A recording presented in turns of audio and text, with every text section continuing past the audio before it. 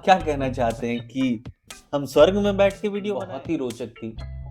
मुझे इस कहानी से बहुत कुछ सीखने को मिला है। मैं इस कहानी में खो गया था एक तरह वैसे से। भी ये जो कहानी है मेरे दिल के बहुत करीब। Drink where the horses drink water, the horse never drink bad water. कहते हैं पानी वहीं से पीना चाहिए जहाँ से घोड़े पानी पीते हैं, क्योंकि घोड़े कभी गंदा पानी नहीं पीते हैं। हमारे पूर्वज कितने समझदार थे, वो इन सब चीज़ों को फॉलो किया करते थे। बट आज का एक ज़माना है जब लोग बस भागे जा रहे हैं, पता नहीं कहाँ पहुँचना है, बस भागे जा रहे हैं। क्या गलत है, क्या सही है, किसी को उसकी परवाह नहीं है। क्या कर सकते हैं, वो एक ज़माना अलग था, ये एक ज़माना अलग है। हेलो माय फ्रेंड्स, आज हम अपने इस यूट्यूब चैनल की शुरुआत कर रहे हैं। इसका नाम इन्फ्लुएंसर है, और हम अपने इस यूट्यूब चैनल पे हर वो लेटेस्ट ट्रेंडिंग टॉपिक्स, चाहे वो लाइफ रिलेटेड हो, मोटिवेशनल हो, साइंस हो, स्पिरिचुअलिटी हो, कुछ भी, ट्रैवल हो या कोई कोर्ट्स हो, हर वो ऐसे जो भी ट्रेंडिंग टॉपिक्स मार्केट में होंगे उस पर हम डिस्कशन करेंगे। क्योंकि कहते हैं ना कि आप कितना भी रिसर्च कर लो खुद से, लेकिन जब दो लोग साथ में बैठकर किसी भी टॉपिक पे डिस्कशन करते हैं तो जो उसका निष्कर्ष निकलता है वो एक बहुत समझने लायक होता है। इसलिए हम अपने इस चैनल पे हर वो ट्रेंडिंग टॉपिक्स का डिस्कशन करेंगे, और इसमें साथ देंगे मेरे दोस्त एजे। Hello everyone. और मेरा नाम ARS हुआ। अब हमारे नाम का शॉर्ट फॉर्म क्यों, ये एक मिस्ट्री है जो आने वाले वीडियोस में हम आपको ज़रूर बताएंगे। तो दोस्त, ये हमारा सबसे पहला वीडियो है, तो हम चाहते हैं कि एक बहुत ही खूबसूरत कहानी से शुरुआत की जाए और उसके लर्निंग्स के साथ। तो कहानी ऐसा है कि एक बहुत बड़े विद्वान महान ऋषि थे जो अपने बहुत सारे स्टूडेंट्स के साथ शहर के बाहर अपने आश्रम में रहते थे। बहुत सारे स्टूडेंट्स थे, उनमें से दो स्टूडेंट अर्जुन और करण उनका फेवरेट भी था और बहुत समझदार और मेहनती भी था। उन दोनों ने अपनी पूरी जिंदगी गुरु से सीखने में और गुरु की सेवा करने में लगा दिया था। लेकिन दोनों के स्वभाव में बहुत अंतर था। जो अर्जुन था वो थोड़ा सीधा साधा, काइंड हार्टेड कह सकते हैं, वैसा बंदा था। और जो करण था वो थोड़ा सा चालाक और थोड़ा सा झगड़ालू स्वभाव का था। उसके अंदर क्या था कि वो हमेशा से गुरु का फेवरेट बनना चाहता था। इस चक्कर में उसकी लड़ाइयाँ होती रहती थी। जो आश्रम में दूसरे स्टूडेंट्स हैं उनसे वो लड़ता झगड़ता रहता था कि मैं गुरु का फेवरेट हूँ, इसको साबित करने के लिए। तो एक दिन वो अर्जुन से बस लड़ाई शुरू ही करने वाला था इसी मुद्दे पे कि मैं सबसे फेवरेट स्टूडेंट हूँ गुरु का। लेकिन अर्जुन तो सीधा साधा ठहरा, तो उसने इस लड़ाई को शुरू होने से पहले ही खत्म कर दिया, और ये कहकर कि मुद्दा ये नहीं है करण कि गुरु के तुम फेवरेट हो कि नहीं, मुद्दा ये है कि गुरु किसको चाहते हैं कि वो उनका फेवरेट हो। तो एआरएस, मेरा एक सवाल है। हम्म। जैसा कि आपने बताया कि ऋषि बहुत ही महान थे जी हाँ। और वहाँ पे विद्यार्थी शिक्षा ग्रहण करने जाते थे, हम्म। तो फिर उस गुरुकुल में लड़ाइयाँ क्यों होती थी? बढ़िया सवाल है। यही है जो मैंने वीडियो के शुरुआत में भी बोला कि वो ज़माना अलग था, ये ज़माना अलग है। लेकिन एक चीज़ है जो कभी से नहीं बदली है, वो हम इंसान बस भागे जा रहे हैं। हम इंसानों को कहाँ पहुँचना है ये पता ही नहीं है। बस हम एक रेस में भागे जा रहे हैं, हर दूसरे से सबसे आगे निकलना है हमें। और उस आगे निकलने के चक्कर में हम हर वो कुछ कर रहे हैं जो गलत भी है और जो समाज के लिए सही भी नहीं है। तो यही आज जो हमारा कहानी है, जो मैं कहानी अभी आगे आपको बताने वाला हूँ, उसका यही मुद्दा है कि जो भी करो अपने नज़र में होके करो।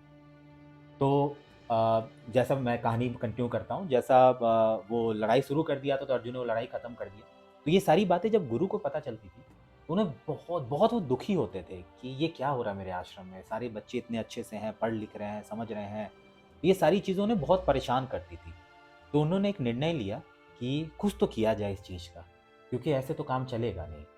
तो उन्होंने सारे स्टूडेंट्स को बुलाया और कहा कि आप सारे कल सुबह असेंबली एरिया था जहाँ पे प्रेयर्स होते थे उनके, जहाँ पे ट्रेनिंग होती थी, वहाँ पे सारे इकट्ठे हुई सुबह सुबह। हम एक छोटा सा टेस्ट करेंगे। वो टेस्ट इसलिए होगा, ये पता करने के लिए कि सबसे उम्दा, सबसे अच्छा स्टूडेंट, सबसे बढ़िया स्टूडेंट आश्रम का कौन है। और जो भी उस टेस्ट का विनर होगा, विजेता होगा, उसको मैं आने वाले समय में एक रिस्पॉन्सिबिलिटीज़ भी दूंगा आश्रम से रिलेटेड। तो बस रात हो गया, सारे सो गए और अगले दिन सुबह सुबह सारे असेंबली एरिया में इकट्ठा हो गए। तभी सबने देखा कि सामने से गुरु आ रहे हैं और दोनों हाथ में उनका कबूतर है।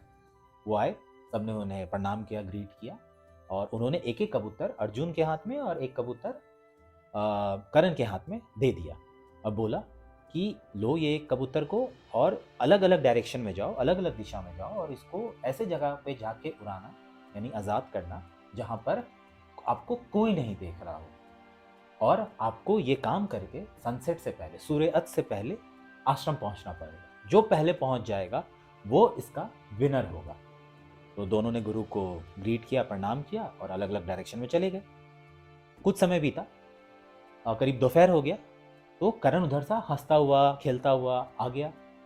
आके उसने गुरु को प्रणाम किया और बोला कि गुरु मैं तो आ गया, अर्जुन तो अभी तक आया नहीं और मैंने कबूतर को उड़ा भी दिया, देखिए मेरे पास कबूतर नहीं है, तो मैं तो विजेता हो गया, मुझे आप विनर घोषित कर दीजिए। तो गुरु ने कहा नहीं अभी रुको, एक बार अर्जुन को भी आ जाने दो। तो बोला ठीक है। बाकी सब अपने सारे काम में लग गए, वेट करने लगे कि अर्जुन जब आएगा। ऐसे करते करते समय बीत गया और सूर्यास्त होने वाला था। अर्जुन का कोई अता पता नहीं है, अर्जुन का कोई नामो निशान नहीं है, ना ही वो दूर से आता हुआ भी दिख रहा है। तो लगा कि अब क्या हुआ, वो अब तक आया नहीं, क्योंकि टेस्ट का तो सबसे पहला क्राइटेरिया यही था कि आपको कबूतर को आज़ाद करके सूर्यास्त से पहले पहुंच जाना है। तो करण फिर खुश, करण आके फिर गुरु को बोला अब तो सूर्यास्त हो गया गुरु, वो तो आया ही नहीं, अब तो मैं ऐसे भी जीत गया। बोला ठीक है कोई बात नहीं है, जीते हो तो तुम्हें विजेता घोषित कर दिया जाएगा, लेकिन एक बार अर्जुन को आ जाने दो। इस तरह समय और बीतता चला गया, रात हो गई, फिर भी अर्जुन का कोई अता पता नहीं है। और समय बीता, लगभग आधी रात हो चुकी थी। अब गुरु परेशान होने लगे, उन्हें एक चिंता सताने लगा कि पता नहीं अर्जुन के साथ क्या हो गया, कहीं वो जंगल में गया था, कहीं कोई उसका दुर्घटना उसके साथ तो नहीं घट गई, या फिर कोई जंगली जानवर ने उस पर आक्रमण अटैक तो नहीं कर दिया। तो अब गुरु परेशान हो रहे थे, अब वो परेशानी उनके चेहरे पे झलक रही थी। तो उन्होंने निश्चय किया कि ऐसे तो अब आश्रम में बैठने से काम नहीं चलेगा। तो उन्होंने कुछ 5-10 जो बेस्ट स्टूडेंट्स हैं उनको लिया, एक खोजी दस्ता टाइप का बनाया और बोला कि चलो अलग अलग डायरेक्शन में चल के हम अर्जुन को ढूंढते हैं। तो बस सब वो मशाल वशाल लाइट वाइट और डंडा वंडा लेके निकले ही थे थोड़ा आगे कि देखा कि अर्जुन उधर से चलता हुआ आ रहा है और मुंह लटका के हाथ में वो कबूतर को पकड़ा हुआ वापस आ रहा है। जैसे वो गुरु के पास अर्जुन पहुंचा तो गुरु ने सबसे पहले उससे पूछा कि क्या हुआ, तुम इतने देर से कहाँ थे, क्या हुआ, तुम सब कुछ ठीक है ना, क्या कोई दिक्कत तो नहीं हुई ना।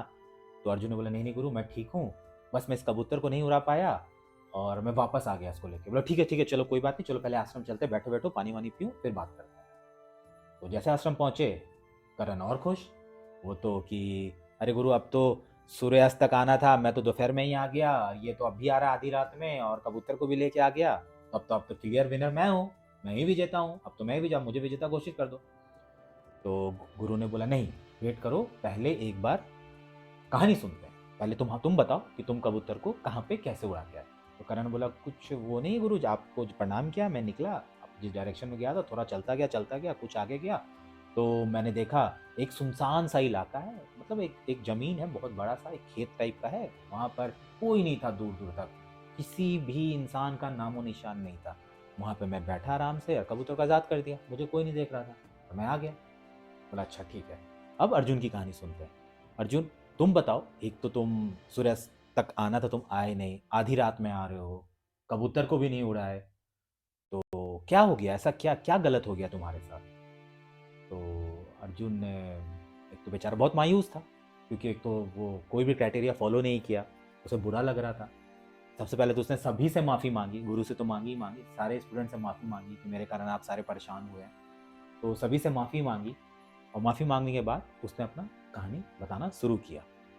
बोला कि मैं तो जिस डायरेक्शन में गया चलता जा रहा था, मैं एक जैसे कुछ आगे गया तो एक मुझे झाड़ी दिखी। उस झाड़ी के पास मुझे लगा कि यहाँ तो मुझे कोई नहीं दिखेगा, झाड़ी के पीछे मैं छुप कर बैठ कर कबूतर को उड़ा देता हूँ। तो जैसे मैं झाड़ी के पीछे छुप कर बैठा, कबूतर को उड़ाने लगा, आज़ाद करने लगा, तो देखा कि झाड़ी में बैठी हुई तितली मुझे देख। तो मुझे लगा ऐसे तो यहाँ नहीं उड़ा सकता हूँ, तो मैं और थोड़ा आगे चला गया, जंगल में और अंदर चला गया। तो एक बहुत घना वृक्ष था, पेड़ था, उसके नीचे बैठ के मुझे लगा कि अब यहाँ उड़ा देता हूँ, यहाँ तो कोई तितली भी नहीं होगा, कुछ नहीं होगा, कोई नहीं देखेगा, मैं यहाँ उड़ा देता हूँ। तो जैसे मैं वहाँ बैठ के कबूतर को आज़ाद करने ही वाला था, मैं देखा कि जो पेड़ पे चिड़िया बैठी है वो मुझे देख रही है। मुझे लगा अब तो यहाँ पे मुझे चिड़िया देख रही है, मैं यहाँ पे भी नहीं उड़ा सकता हूँ। मैं और आगे चलता गया और आगे गया।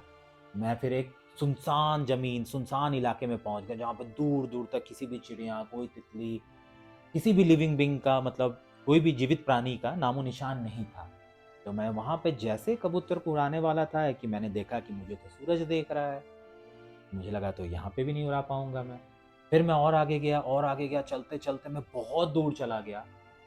वो बहुत सुनसान था, वहाँ पे कुछ भी नहीं था और अब रात भी हो चुकी थी। मैं वहाँ उड़ाने लगा तो मैंने देखा मुझे चाँद देख रहा है। फिर मुझसे रहा नहीं गया। मैं और आगे चलता गया और आगे चलता गया, चलता-चलता मुझे एक सुनसान वीरान घर मिला। मैं सोचा चलो इस घर के अंदर जाके उड़ाता हूँ, जहाँ से चाँद भी नहीं दिखेगा या चाँद भी मुझे नहीं देख पाएगा। तो मैं जैसे उस सुनसान घर के एक एकांत कमरे में घुसकर खिड़की खोलकर कबूतर उड़ाने ही वाला था कि मैंने देखा कि इस कबूतर को उड़ाते हुए तो मैं ही देख रहा हूँ। मैं ही देख रहा हूँ उस कबूतर को उड़ाते हुए। तब मुझे ये चीज़ रियलाइज़ हुई, इस दुनिया में कोई ऐसा जगह ही नहीं है जहाँ पे इस कबूतर को आज़ाद किया जाए और कोई देखे ही नहीं। तब मैं समझ गया कि ये तो पॉसिबिलिटीज़ ही नहीं है। मतलब ये संभावना ही नहीं है कि कबूतर को कहीं भी किसी भी जगह जाके उड़ाओ जहाँ पे कोई ना देखे। इसलिए गुरु, मैं इस कबूतर को वापस लेके आ गया।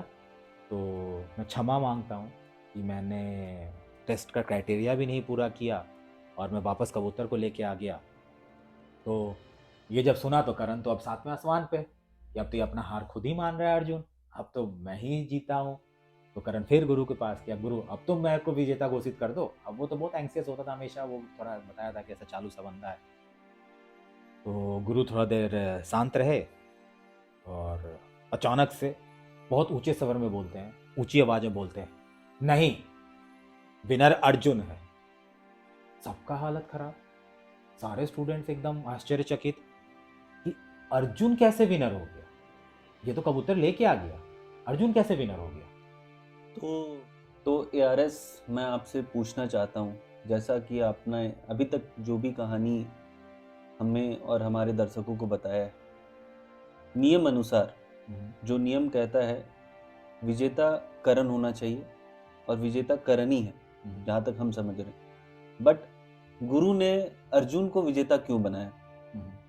सही बोला आपने। यही बात, यही कन्फ्यूज़न तो आश्रम में भी उस वक्त हो गया था। सारे स्टूडेंट्स, यहाँ तक कि अर्जुन खुद सोचने लगा कि विजेता मैं कैसे हो गया।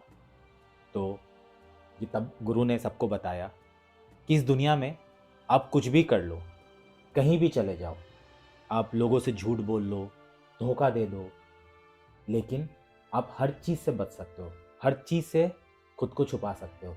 लेकिन खुद को खुद से कैसे छुपाओ, यही इस कहानी का समरी है, जिसको सारांश बोलते हैं। कि आज की डेट में हर कोई कुछ ना कुछ गलत कर रहा है। मैं ये नहीं बोल रहा हूँ कि 100% लोग गलत कर रहे हैं, बट मैं ये बता रहा हूँ कि जाने अनजाने में भी लोग गलतियाँ करते हैं, चाहे मोटो कुछ भी हो। लेकिन आप सामने वालों को धोखा दे दो, अपने दोस्तों को दे दो, अपने रिलेशंस को दे दो, स्कूल्स में दे दो, टीचर्स को दे दो, पेरेंट्स को दे दो, माँ बाप को दे दो, लेकिन आप सबसे भाग सकते हो, सबसे नज़रें छुपा सकते हो, लेकिन खुद से नज़र कैसे छुपाओगे। तो इसलिए हम हर किसी को अच्छे कर्म करने चाहिए। तो अजय, आप हमें बताइए ये कहानी आपको कैसी लगी और क्या उम्मीद करते हैं कि हमारे दर्शक को ये कहानी कैसी लगी होगी। सच में एआरएस, ये कहानी बहुत ही रोचक थी। मुझे इस कहानी से बहुत कुछ सीखने को मिला है। आप जो बता रहे थे, मैं इस कहानी में खो गया था एक तरह से, और बहुत कुछ मैंने सीखा इस कहानी से। हमारे दर्शकों को भी ये कहानी काफ़ी पसंद आई होगी और शायद मैं उम्मीद करता हूँ वो ये कहानी सुनकर कुछ उनको भी सीखने का मौका मिला होगा। ज़रूर ज़रूर, thank you Ajay, thank you very much. ARS, मैं जानना चाहता हूँ आपसे कि आपका नेक्स्ट टॉपिक क्या होगा। देखिए, नेक्स्ट टॉपिक भी वही होगा जो लेटेस्ट ट्रेंडिंग टॉपिक होगा मार्केट में। ये हमारा पहला वीडियो था, तो मैं चाहता था कि एक मोटिवेशनल इंस्पिरेशनल स्टोरी से शुरू की जाए, और ऐसे भी ये जो कहानी है मेरे दिल के बहुत करीब है, इसलिए मैं सबसे पहला इस पे ही वीडियो बनाना चाहता था। बट नेक्स्ट टॉपिक ज़रूर, जो भी मार्केट में लेटेस्ट ट्रेंडिंग टॉपिक्स होंगे उस पर ही डिस्कशन की जाएगी। अगर दर्शक आपको हमारा ये वीडियो काफ़ी पसंद आया है, तो हम उम्मीद करेंगे कि आप हमारे चैनल को लाइक करें, शेयर करें और कमेंट करना ना भूलें। जी हाँ दोस्तों, आप हमारे इस न्यू यूट्यूब चैनल जो हमने आज शुरुआत की उसको सब्सक्राइब जरूर करें और हमारे वीडियो को लाइक करें, शेयर करें और कमेंट करें, क्योंकि दोस्तों जब इंसान कुछ करता है और उसको प्यार मिलता है तो उसके अंदर एक मोटिवेशन आता है, और आपके प्यार और सपोर्ट से ही हमें मोटिवेशन आएगा और हम आगे भी इस तरह की वीडियोस बनाते रहेंगे, क्योंकि दोस्तों at the end of the day motivation matter. तो एआरएस, आपने अभी तक वीडियो थंबनेल का जवाब नहीं दिया है। हमने ये वीडियो जमीन पे बैठ के क्यों बनाया है? सही है। घर बार फिर दोस्त, जमीनस्टो हमिनस्टो हमिनस्टो, मतलब अगर इस दुनिया में कहीं पे स्वर्ग है तो वो यही है, वो यही है, वो यही है। तो आप क्या कहना चाहते हैं कि हम स्वर्ग में बैठ के वीडियो बनाए हैं?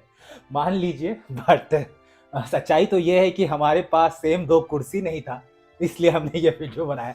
कोई नहीं guys, thank you all, thank you, love you all. Love you.